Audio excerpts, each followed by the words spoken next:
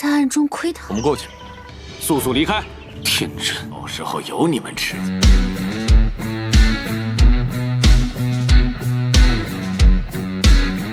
Halo guys, halo semuanya, selamat datang kembali di channel Alu Cerita Film.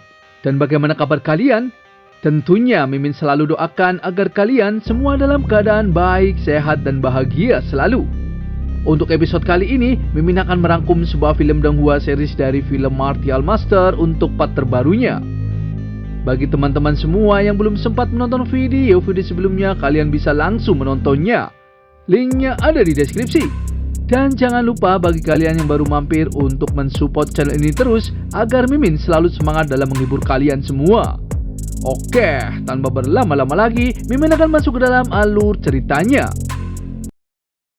Di episode terakhir kemarin, Qin Chen mencoba memurnikan dan menyempurnakan bunga kebangkitan jiwa yang ia dapatkan dari penguasa Raja Obat. Qin Chen mencoba memurnikan bunga kebangkitan jiwa tersebut dengan teknik 10.000 dewa. Dan ia tahu kalau dirinya masih belum bisa naik ke ranah Martial King. Dan hari ini juga, Qin Chen harus bisa menerobos dengan menggunakan bunga kebangkitan jiwa tersebut. Tak perlu waktu yang lama, Qin Chen pun berhasil menerobosnya. Qin Chen berhasil menaikkan kekuatan mentalnya hingga menerobos ke ranah Martial King. Kultivasinya juga telah menembus ke ranah Martial Venerable tahap akhir. Ia tahu sebelum kultivasinya menerobos ke ranah Martial King, kekuatan mental adalah keadaan ketiadaan yang menguap. Setelah memasuki ranah Martial King akan langsung dipekatkan menjadi cairan. Dan sepertinya Qin Chen sudah bisa melatih mata penghancur larangan.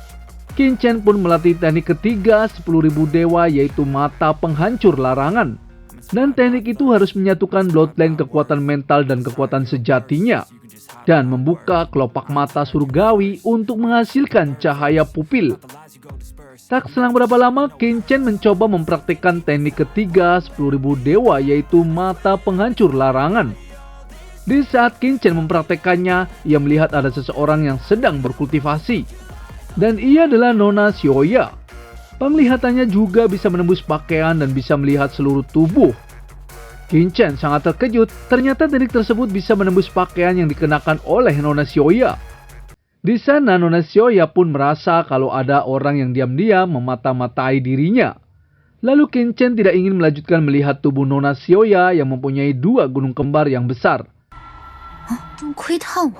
Qin Chen pun mencoba menggunakan mata penghancur larangan untuk melihat di sebuah aula. Di sana Qin Chen mendengar percakapan yang mulia dengan para tetua yang sedang membicarakan tentang Pavilium Tianji. Qin Chen ingin tahu apa yang sebenarnya telah terjadi dengan leluhur Liu dan yang lainnya. Ia pun langsung bergegas untuk menemuinya. Di saat Qin Chen keluar dari kamar, ia bertemu dengan Nona Xiaoya. Lalu Nona Xiaoya bertanya kepada Qin Chen apakah Qin Chen yang barusan berlatih di kamar. Dan apakah Qin Chen yang barusan memata-matai dirinya. Qin Chen pun sedikit malu dan langsung mengalihkan pembicaraannya. Ia mengatakan kalau leluhur Liu Tai sedang menunggunya di aula. Dan ia meminta untuk menemuinya bersama.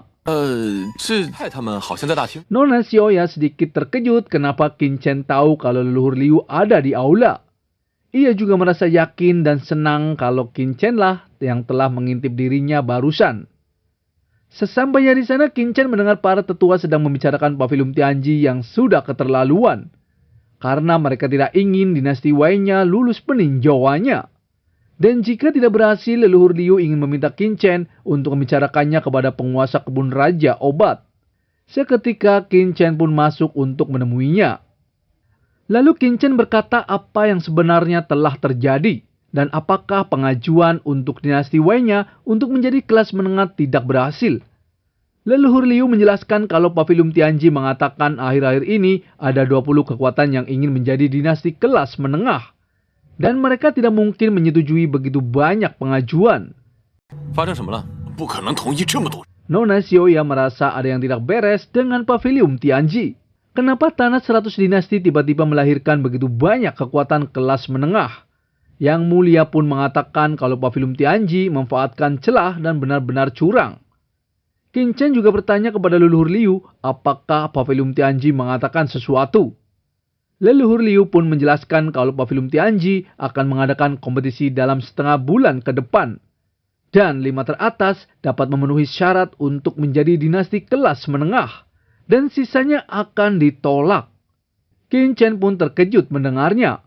Lalu leluhur Liu mengatakan kepada Qin Chen kalau kompetisi itu adalah kompetisi para jenius. Juga usianya ditetapkan di bawah 30 tahun. Dan yang berusia 30 tahun dianggap jenius buangan. 年龄定在了30岁。 Menurut leluhur Liu, itu semua jelas-jelas memberikan kekuatan atas untuk berbuat curang. Qin Chen tahu kalau Paviliun Tianji benar-benar menyusun rencana begitu bagus.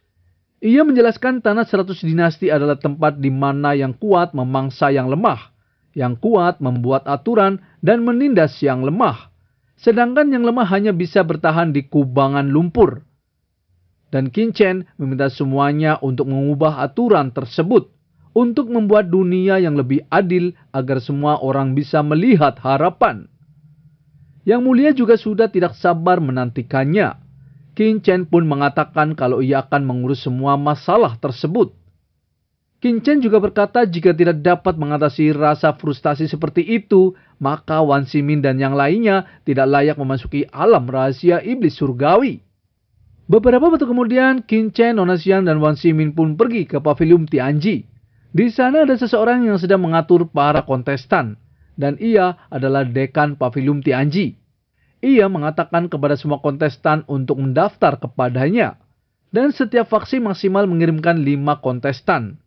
Lalu di sisi lain, para kontestan sangat pesimis bisa ikut dalam kompetisi tersebut.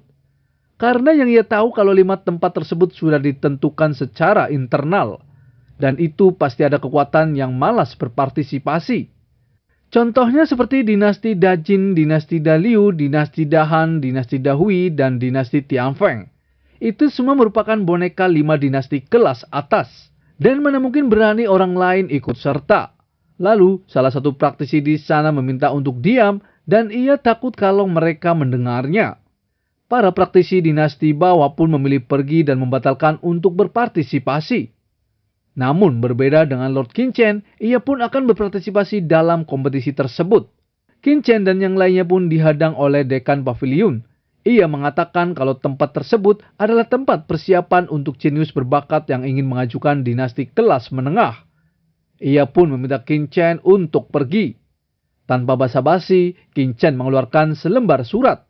Dan kedatangannya ia ingin bersaing atas nama dinasti Wei.